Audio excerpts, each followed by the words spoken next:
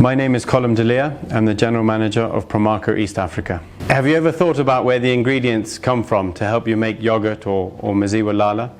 Promarco was established 24 years ago with a mission of supporting value addition in the dairy sector in East Africa.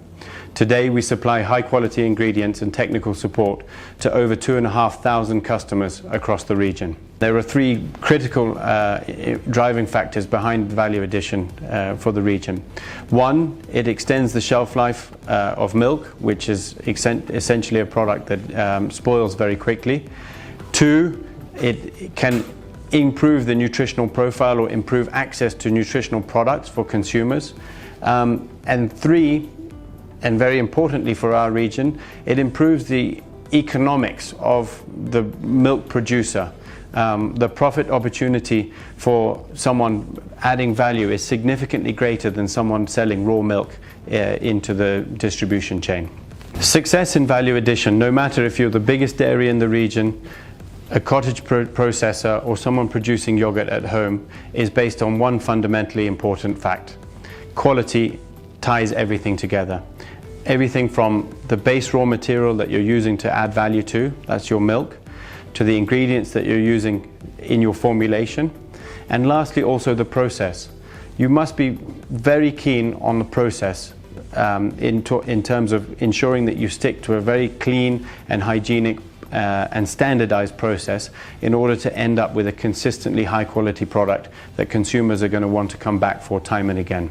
Adding value to milk is relatively simple, however it's not without its challenges, and that's the reason that Promarco have invested heavily in technical support to our customers through a state-of-the-art application lab in Nairobi, and also a training center where we support customers looking to add value to milk, from the largest corporate processors to cooperative societies to NGOs, women's groups. Whoever is interested in adding value to milk, we're here to support their agenda and interest. And today my colleague Cyrene, who works on our technical sales team, will take you through step by step how to make yogurt and fermented milk, as well as educating on some of the critical process steps and defects through the process to be careful of. Today I'll be showing you how to make good quality yogurt and good fermented milk. For you to have a good quality product, the basic thing is to have good quality milk. With good quality milk, you have to make sure that the milk is free from antibiotics, free from all other adulterants like other people do add water in their milk. And today my milk, I've already made sure that it is free from all those contaminants, and that is the milk today we are going to use to make yogurt. Okay, this is my milk.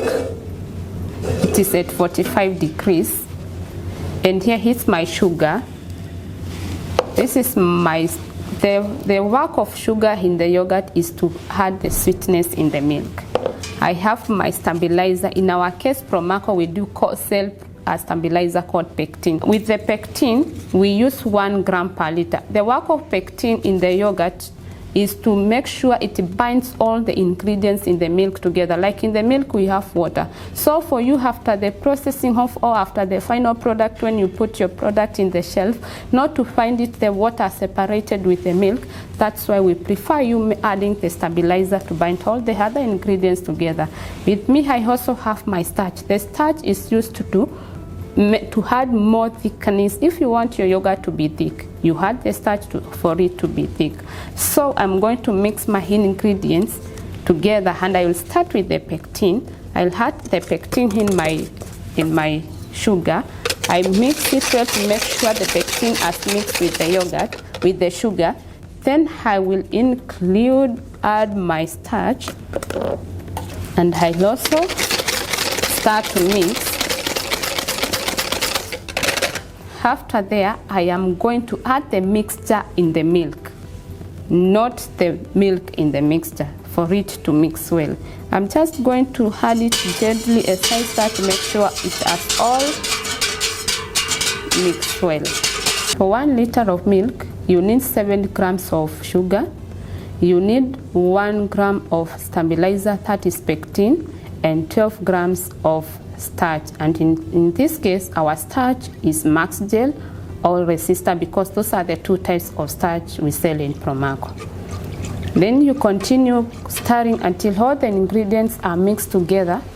After that, you cover the milk again to let the dry ingredients mix well with the milk. And we give it 30 minutes, and 30 minutes we call it hydration period. With the fermented milk, it's simple. You just boil the milk to 92 degrees centigrade.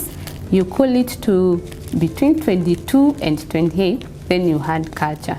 You ferment it between 16 and 18 hours.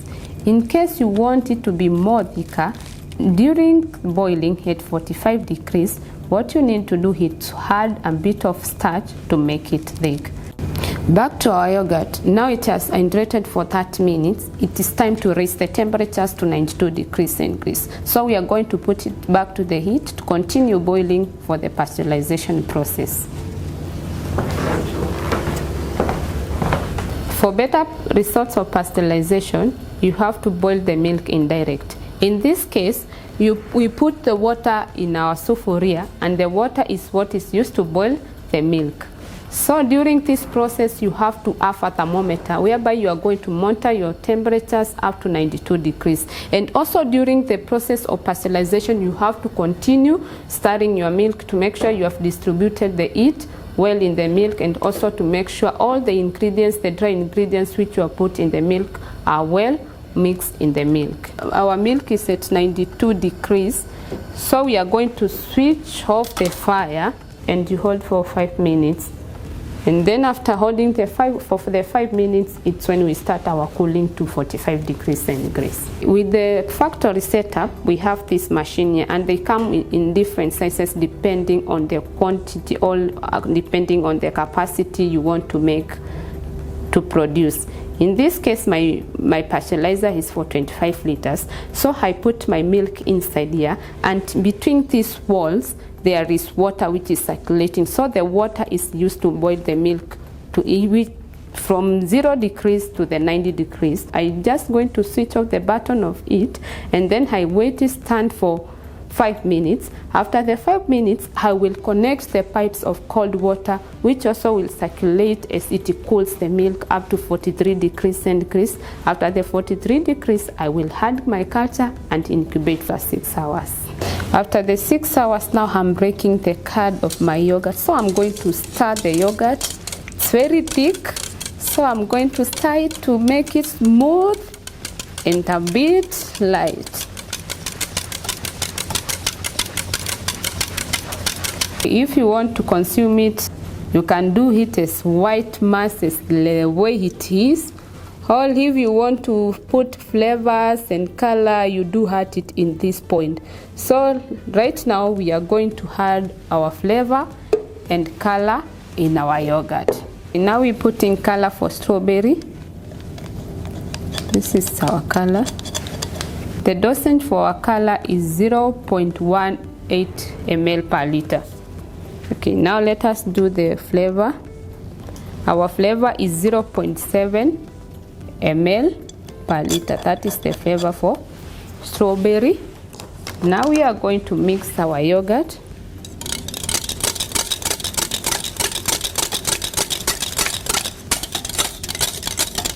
And now our yogurt is ready for consumption.